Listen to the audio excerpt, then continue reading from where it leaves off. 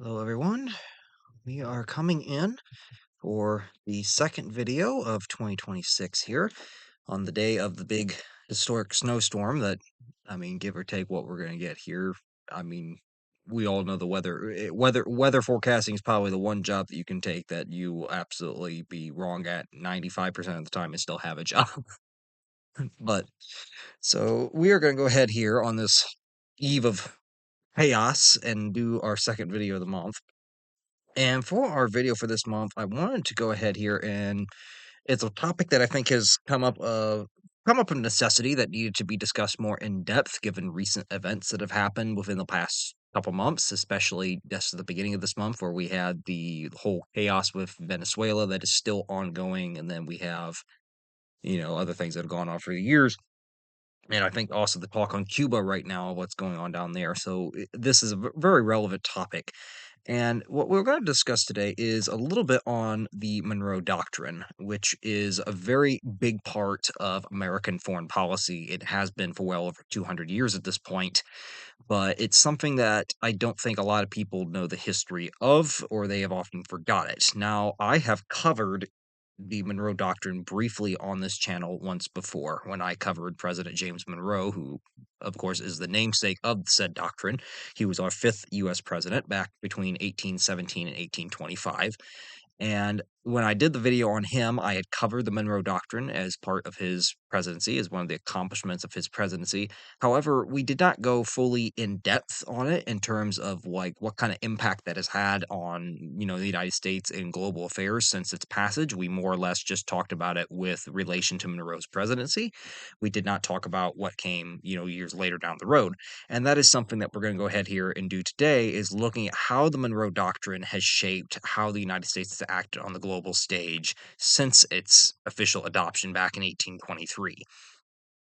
And so, to get a little bit of the origin here of the Monroe Doctrine, we really have to go back to, of course, the time era. And we are right, this is only about 8 years after the end of the Napoleonic Wars, where Napoleonic France under Napoleon Bonaparte had gone throughout Europe and just absolutely brought the continent into utter chaos. Napoleon's military conquests, his reforms within his French Empire had upset the balance of power in Europe. There were several different wars of the coalitions, and eventually, long story short, Napoleon ended up finally losing his throne, losing his power, and the monarchy was restored in France. And long story short, the war came to an end, but at high cost. And at the end of the Napoleonic era, there's a lot of things that have changed. And one of the things that has drastically changed as a result of the Napoleonic era, it's not particularly in Europe, but here in the Americas, is the revolutions that had started to sweep through Latin America and South America while the Napoleonic Wars are going on. And these had sparked out because up until the Napoleonic Wars, most of these areas of the New World, the Latin America and South America, were home to Spanish colonies. Spain colonized and had control of most of these territories, but Spain was invaded by Napoleon. It was put into utter chaos. They had their monarchy deposed. Napoleon tried to install his brother as king, and Spain was in chaos during the Napoleonic Wars, and as such, Spain wasn't really able to contend with managing its colonies when it couldn't even, it was a chaos back home. And this led to a very big lapse in Spanish authority within its colonial realm, which allowed for multiple revolutions to break out in Latin and South America that would eventually lead to multiple new independent republics that would be established by revolutionaries such as Simon Bolivar and Jose de San Martin, who would succeed in overthrowing their local colonial Spanish rulers and establishing new republics like that of Gran Colombia. Mexico would end up coming out of this period during the early 1820s, I think, was when Mexico finally gained its independence. I'm trying to think. Brazil was technically a Portuguese colony, so that does not count. Venezuela, I think, was initially part of Gran Colombia, if I remember correctly. But you have multiple revolutions that break out as a result of the Napoleonic Wars in the Americas. And now that the Napoleonic Wars are over, there is kind of a new problem that emerges. With the independence of these new republics that have taken place, their independence is very tenuous at best. It's not certain if they're going to succeed, if they're going to be long term staying, because the European powers are now slowly turning their attentions to getting everything back to the way it was before the chaos of the French Revolution and the chaos of Napoleon and everything else that had happened. So the European powers are looking to restore the former status quo, and that includes turning their attention to regaining control of lost colonies that had decided that the Napoleonic Wars was the perfect time to break away from the mother country. Now, three of the victorious powers in the Napoleonic Wars, most notably Prussia, Austria, and Russia, would form what became known as the Holy Alliance. These three powers would seek to cleanse the world of all Enlightenment ideals, which they blamed for the decline of absolute monarchism, which they were very devout disciples of. The Austrian Empire, the Russian Empire, and Prussia were all very strict on the belief in absolute monarchism and the power of the monarch over even over an elected assembly. And this would continue up until pretty much their dying days. I mean, during World War One, I mean, the German Empire would semi get constitutional, but the Kaiser still exercised a lot of sole authority. The Austrian Empire became the Austro-Hungarian. They were largely the same up until their dissolvement in 1918. And then the Russian Empire, their refusal to, you know, get more to liberalize and bring more democratic measures into the government and to try to weaken the Tsar's power would be a strong contributor to why the Russian Revolution will break out in 1917, over a little over 100 years later. Now, this holy alliance that has been formed, they want to restore the world order. They want to get rid of all these Enlightenment ideals. These new republics being set up in former colonial possessions in the Americas, they're a threat to that belief. They are a threat because they are the embodiment of Enlightenment ideals. So is the nascent United States, but they don't really have a quarrel with them. And on top of that, the United States is at that point somewhat being able to stand on its own. So they're not really seeking to get rid of that.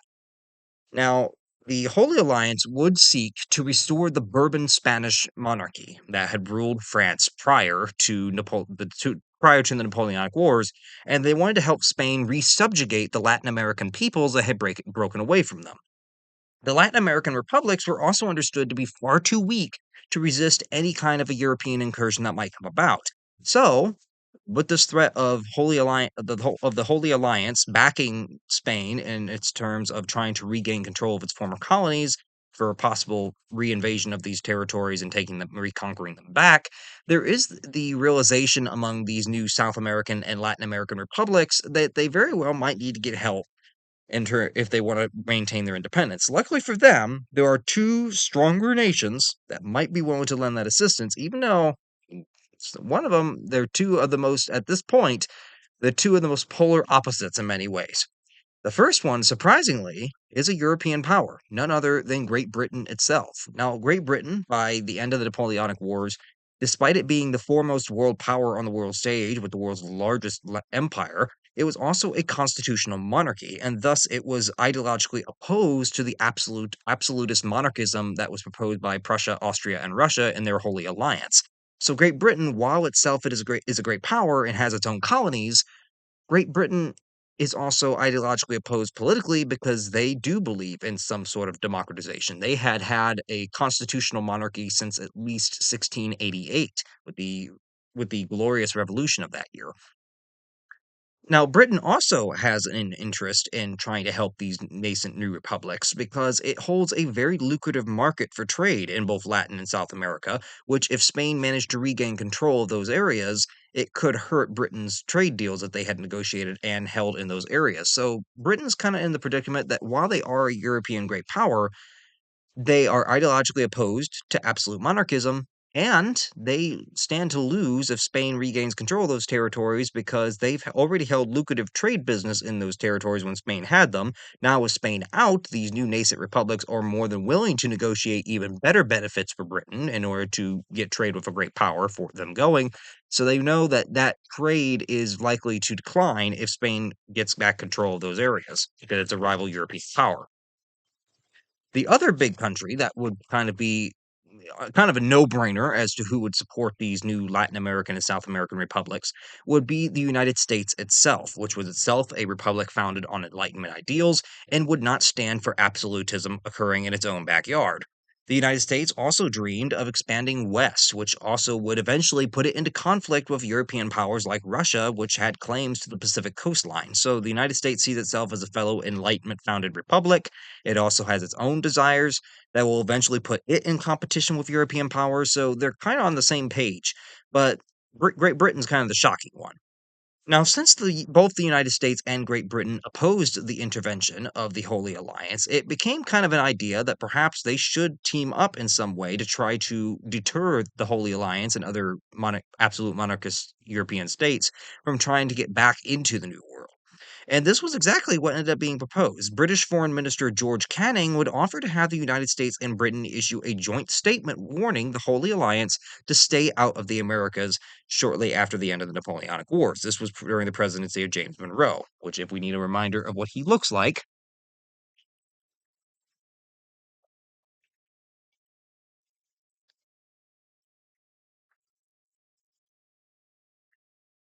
this here is President Monroe.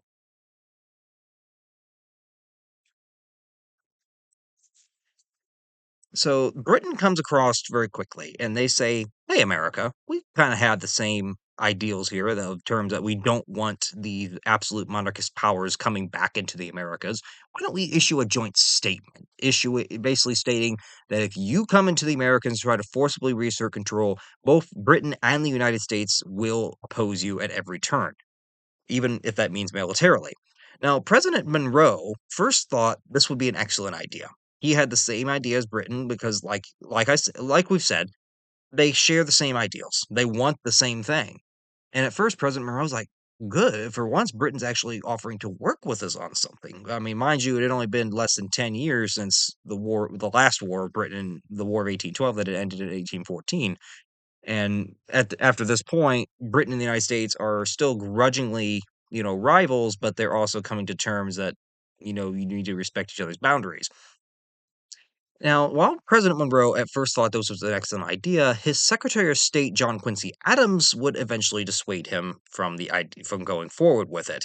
Adams was a master diplomat. His father was former U.S. President John Adams, and he understood that a joint statement would appear to make the U.S. Look like Britain's junior partner that was simply doing the bidding of its British subordinate, not its subordinate, but its British master. So he argued against Monroe, saying, "Yes, we do agree on this. Yes, this would be a good thing. But think of how it will make us look on the world stage. Britain is very much the far superior power to us. And if we sign this and issue this with them, we're going to look like the junior partner that's just being bossed around by Britain in order to get their policy point through." Adams understood this, and he conveyed that view to Monroe, who eventually was switched off of the idea. And in case we need a reminder, Adams would end up being president right after James Monroe. He would be the sixth president that took office in 1825. So instead, Adams suggested, instead of issuing a joint statement with Britain, how about we have the United States issue its own individual separate statement that it would that in that way we're not going to look as Britain's junior partner, and we're going to be asserting our authority in the Western Hemisphere as a sovereign nation, that we are not to be bullied and led into alliances and entanglements with other foreign nations, that we are simply doing this out of our own authority as a sovereign nation in the Western Hemisphere, that if you come and try to reestablish, your colonial rulership, you will face issues with the United States. This would also give the claim to status for the United States of a rising power in the Americas. That the United States is confident enough that it is gaining international prestige and respect, that it can make this assertion. And in the words of Adams, "It would be more dignified to avow our principles explicitly to Russia and France than to come in as a cockboat in the wake of a British man of war." As he viewed it, it would be better to express our principles and express our position directly to the Holy Alliance and the other absolute monarchist powers than to come in on with the little tiny rowboat next to Britain's big old navy trying to enforce a doctrine that would make us look like the junior partner. So eventually, Adams's co- Adams's advice weighs heavily on Monroe, and it eventually works. On December 2nd, 1823, in his annual message to Congress, President Monroe would articulate the doctrine that would eventually bear his name, the Monroe Doctrine. Now, most of the doctrine was actually in Adams's words, and while it was lengthy, it contained four crucial points that are needed to understand what it essentially did and still does in many respects. The first and most important point is that both North and South America were off limits to European influence.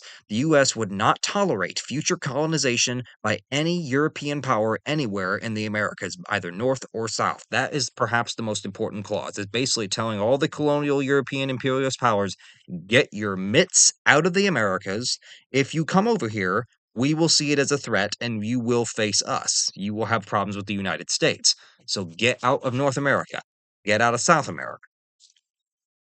The second point would be that the United States would regard any European intervention as, quote, dangerous to our peace and safety, basically implying a military threat should the doctrine be ignored and should a European power try to reassert control or try to colonize anywhere in the Americas.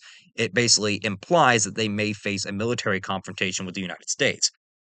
The third point was that if the European powers stayed out of the Americas, the United States itself would stay out of European affairs in a way, kind of a concession to the European powers, saying that if you do the previous two terms and stay out of affairs here in the Americas, we Americans will stay neutral in European wars and internal concerns. We will not be involved in the affairs of Europe, but you must stay out of the Americas in order for us to do that.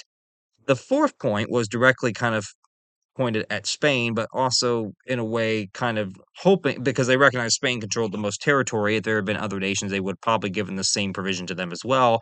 But Spain was forbidden in the doctrine from transferring any colonial possessions to other European powers. Basically, they didn't want Spain in an effort to try to get rid of the colonies to simply hand them off to another imperialist nation like Britain or France. They wanted to make sure that when Spain left those colonies, they were going to be free, that they were not going to be handed off to another overlord. However, while there are four crucial points of this doctrine, and while it's a pretty good policy statement, if the United States is looking to assert its authority in the Western Hemisphere, it does remain to be seen in 1823 if the United States could actually back up its words and enforce the doctrine. Long truth be told, it could not. The United States had a lot more bluster than it could actually do militarily because we had a very, very weak military at that time. Now, while the Latin American republics welcomed the Monroe Doctrine, they knew that the United States lacked the military power to seriously resist any sort of European incursion, and thus they considered it to be more symbolic than they did actually effectual. The doctrine's first test would end up not coming until 1833, 10 years later, ironically by Britain, who up till this point, and we're going to make this clear early on, Britain did endorse the Monroe Doctrine in a way by actually trying to enforce it on their own terms, since the Americans couldn't do it with their navy and their army, and Britain kind of took up over the role of trying to enforce, keeping the other European powers out of the Americas.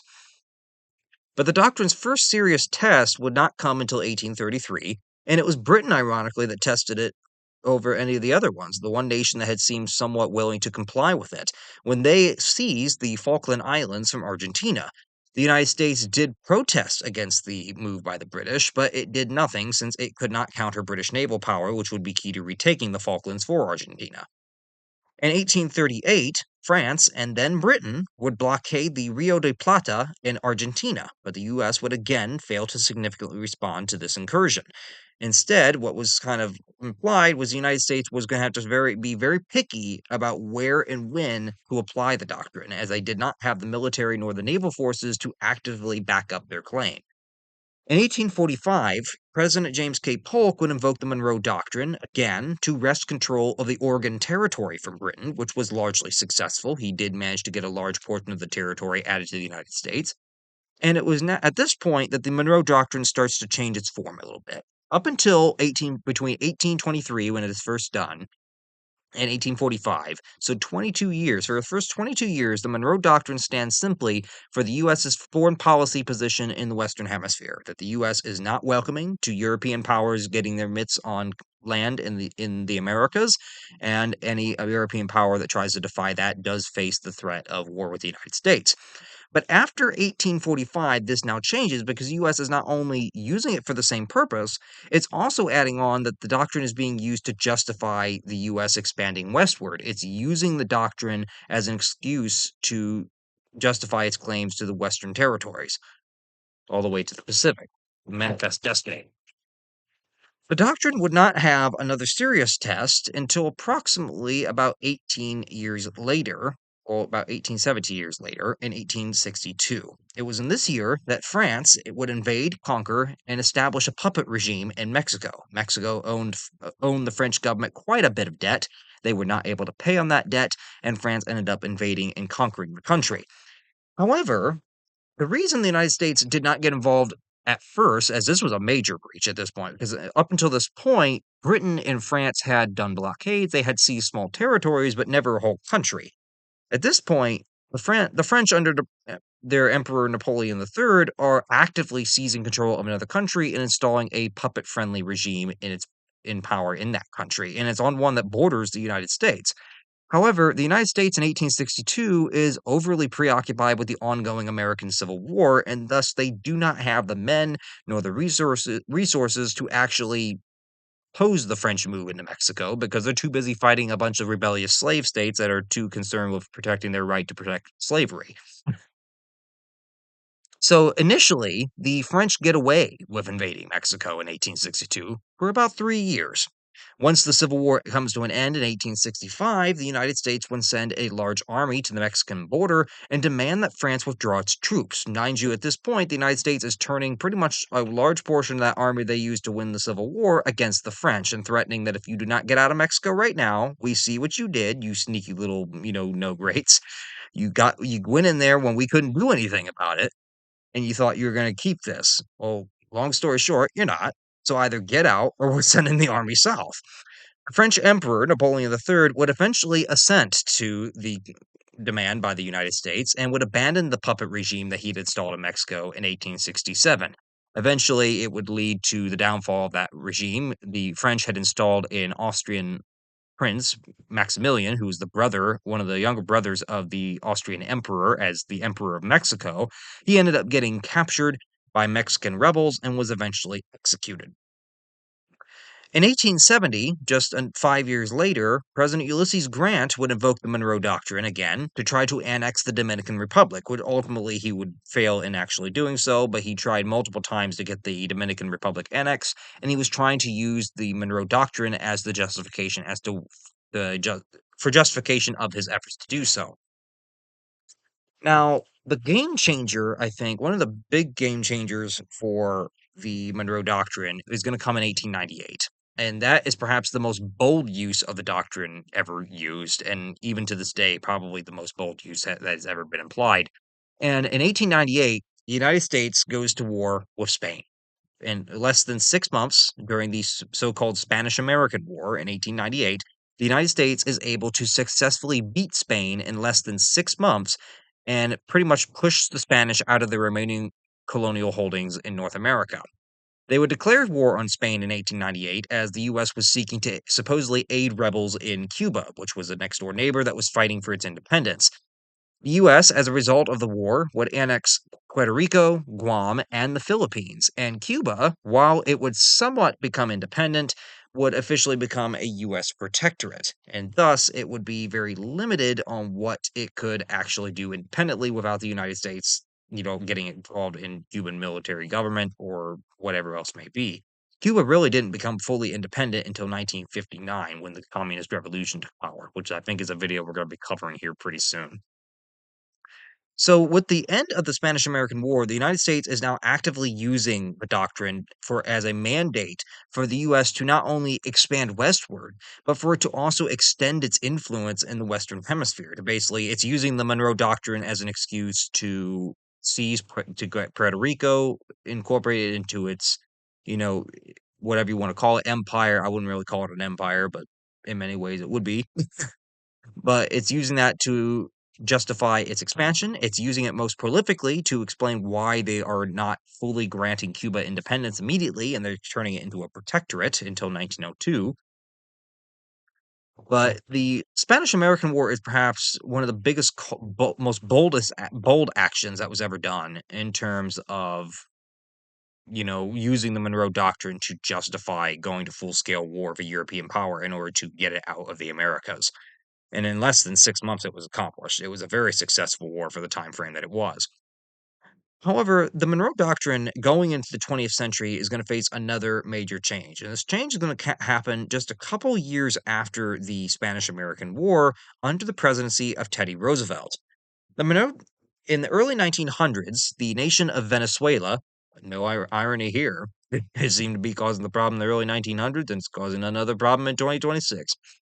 In the early 1900s, Venezuela owed massive amounts of debt to Britain, Italy, and Germany. Venezuela, in turn, because it could not repay the debt, was blockaded by those with gunboats from those three European powers between 1902 and 1903, as those powers tried to enforce Venezuela to pay back the debt that they owed them. The U.S. did very little to end the crisis, but did do a naval show of force to kind of get the European powers to perhaps think about their actions in Venezuela, and offered to mediate a peace settlement between them that would successfully resolve the debt issue.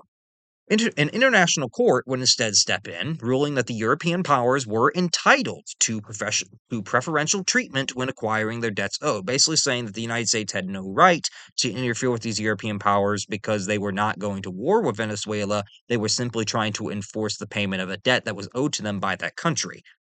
Now, the crisis in Venezuela worried President Theodore Roosevelt. The international court's ruling threatened to undermine U.S. influence in the Western Hemisphere and thus the U.S.'s own backyard.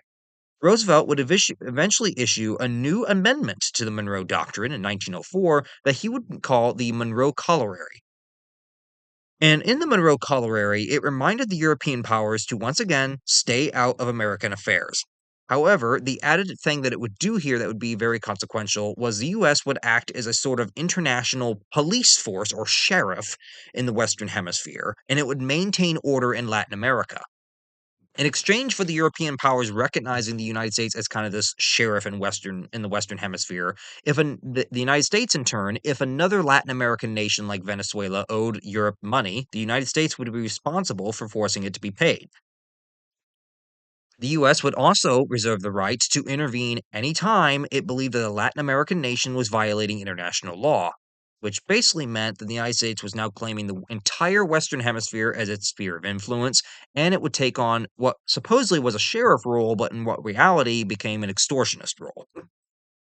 The following 20 years after 1904, so up till 1924, would see American intervention employed numerous times throughout Latin America in several countries. It was employed in Cuba, it was employed in Honduras, Haiti, Mexico, Guatemala, Nicaragua, Panama, and the Dominican Republic, all within 20 years after the passage of the Roosevelt Corollary.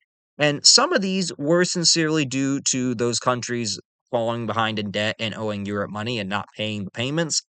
There were instances of that, and when that happened, sometimes Marines were even stationed in those countries to help safeguard in the long term the collection of the customs revenue that was due to pay back for the money that was owed. However, other times the United States simply took the measure because they didn't like the politics that that country was starting to employ, and it was becoming too anti-American, and thus they would employ these interventions to basically depose an unfriendly government that was taking power. And that happened most prolifically, that would happen in Cuba, where that had happened a couple times as the people kind of realized they were being used by the United States. And anytime that they tried to form a government that was perhaps hostile to the United States wasted no time reserving that right to militarily intervene in Cuban affairs. The U.S., however, at this point, by the 1924, with the Roosevelt Corollary and all these interventions in Latin America, many of the Latin American nations are no longer happy with the United States. They're starting to see it as simply no different than the other imperialist powers that the doctrine had been originally created to try to ward off. Now, the Roosevelt Corollary's wave of intervention would ironically end in 1933, ironically under the presidency of Teddy Roosevelt's distant cousin, Franklin Delano Roosevelt, who was president at that point. Franklin Roosevelt, or FDR, would implement what became known as the Good Neighbor policy of non intervention in domestic affairs in Latin America. FDR did not intervene militarily for the rest of his presidency, which lasted until 1945 because he ended up winning four terms and then died shortly into his fourth. He hoped through this good neighbor policy that the United States would be able to foster stronger ties and trade agreements with the several Latin American nations that would be affected by this policy. However, and he did invoke the Monroe Doctrine only once during World War II to take control and occupy none other than Greenland. Now, this was because Denmark had been conquered by the Nazis, and thus Roosevelt's biggest fear was the Nazi Germans being able to take over Greenland since it was a Danish territory. So he did end up negotiating with Greenland to be able to militarily occupy it during World War II to keep it safe from Axis control. It was not along the lines of the crisis that we've had in recent weeks, where the United States president is actively threatening a NATO ally trying to get control of a sovereign territory that has been part of that nation, even though that nation right now is not invaded, it's not under occupation. He does not have anywhere near the justification that FDR did to do this almost 100 years ago. And at the end of the war, Greenland was given back to Danish control, but we still had military bases on it that we maintain to this day. Now, the good neighbor policy would eventually end shortly after Roosevelt's presidency with the onset of the Cold War, as the US would seek to stop the spread of communism. It was invoked multiple times during the Cold War, most prolifically during two different occasions. It was invoked in 1954 to warn the Soviet Union against staying out of Guatemala, which was facing a communist insurgency, and probably most prolifically, again involving Cuba, the Cuban Missile Crisis in 1962, in which Soviet missiles were found on the island of Cuba, and the United States blockaded the entire island and basically ended up getting the Soviets to remove them simply because it was in the US's backyard, and the US didn't like having missiles that close to its own turf, even though we already had missiles that close to the Soviet turf in Turkey. The Monroe Doctrine, since the Cold War, has continued to be invoked to justify continued American intervention efforts in Latin America and South America. Most prolifically, we have three examples that have come up probably within the last 50 years. 1983, the United States invaded the island of Grenada. In 1989, there was the invasion of Panama, which officially deposed the regime of President Noriega. And then most recently in 2026, we have the whole mess going on now in Venezuela, where the United States, in the middle of the night, captured the dictator Venezuelan president that had been in power illegally for some time. And while I do believe that Maduro was definitely a dictator, and I shouldn't say was, he is, he's still alive. He's just in a U.S. prison now. And while he is very much he needed to be removed, I think the dangerous precedent that it sets up to just be able to go in and kidnap another country's leader at any point, I think that's a dangerous precedent to be setting because at that point there's nothing in international law that's saying, another country, say Russia couldn't come in and kidnap the president of the United States, or Britain could go in and kidnap the Israeli prime minister, or China could come in and kidnap the prime minister of Japan. There's nothing to say that that couldn't happen if you let the door come open to that, and that's what I think the big danger is here.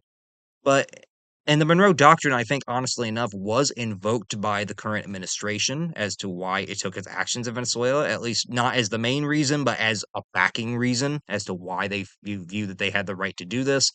And it just means in long run short, the Monroe Doctrine, while it is over 200 years old now, it's 203 years old this year, it officially is still in use. It just isn't cited as much, but it's still in use. The United States to this day regards both North and South America as its own backyard, and any attempts by either European powers or now the big enemies, Russia and China, to come in and interfere with those nations is seen as a hostile act and is a big no-no in US foreign policy efforts.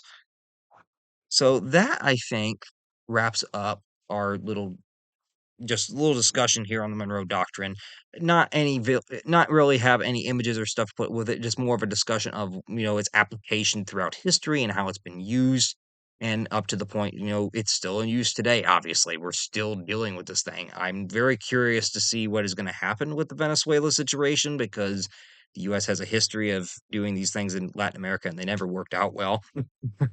And then at the same time, I think it's also going to be very interesting to see what's going to happen with Cuba because I see the current administration is also kind of amping up its rhetoric toward Cuba, which itself is also an island dictatorship. But at the same time, it seems like they're pointing toward trying to get that government to change too. And given what they just pulled with Venezuela, I'm honestly curious to see what they're going to do with Cuba if push comes to shove.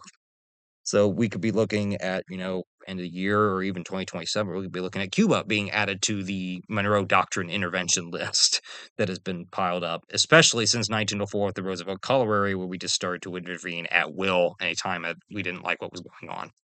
So that, I think, will wrap up for today's video. So if anyone has any questions, any comments, feel free to put them in the comment section, and I'll be more than happy to go through them when I get the opportunity to do so. Hopefully everyone stays safe during this big old blizzard or winter storm that we're supposed to be getting. I'm not gonna say that some areas will not get the foot of snow, but you gotta understand from my viewpoint, I have lived in Ohio all my life. We don't get the snow that we did when I was a little kid. I can remember easily getting a foot of snow, and it was no big deal. We used to go out and snowmobile all the time. But to hear that now is like, "Oh, well, might be a good snow." Everyone's acting like it's the end of the world. I'm like, "People, come on." Like, even if we do get that, it's not the end of the world, but I don't think we're going to because there's been so many times in the past decade that say we're gonna get a foot of snow, and then we get, like, 2 inches. So, I'm very not trustworthy of the weather forecasters on their accuracy part, but we'll see.